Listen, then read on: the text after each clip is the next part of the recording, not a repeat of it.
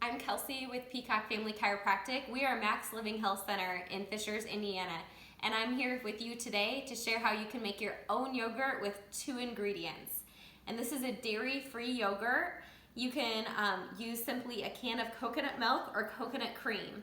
I like to put this in the refrigerator. It makes it easier to separate that cream from that water. So I'm going to have some cream on the top here, and it's separating from the water.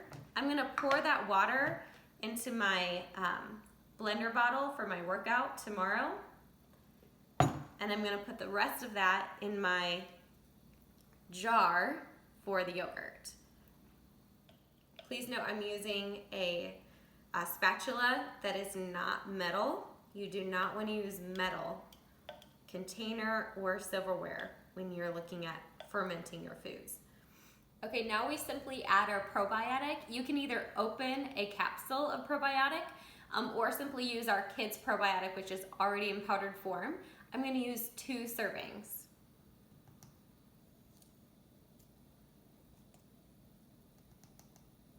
Okay. You're going to take your utensil, non-metal, and go ahead and stir that.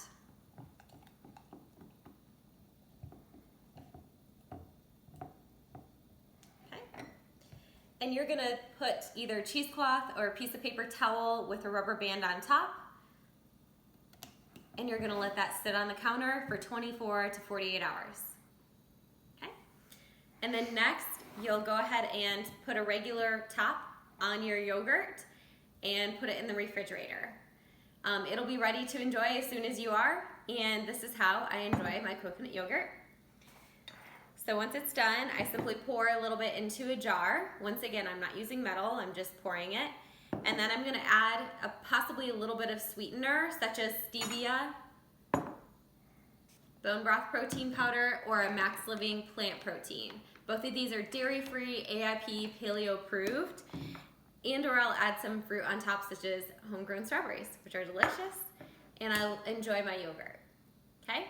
Last but not least, that coconut water that is extra from the jar, I don't want to waste that, so I simply put it in my blender bottle. I'm going to add ice and water and a few drops of stevia. Just like 3 to 5 drops is all I add. A little bit goes a long way. So make sure your probiotics are good quality.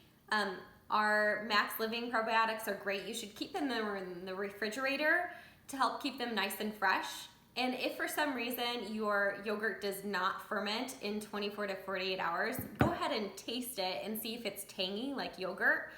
If it's not, then your probiotics may be a poor quality or they may be expired. And so simply get a fresh, great quality such as Max Living probiotics and you'll be good to go.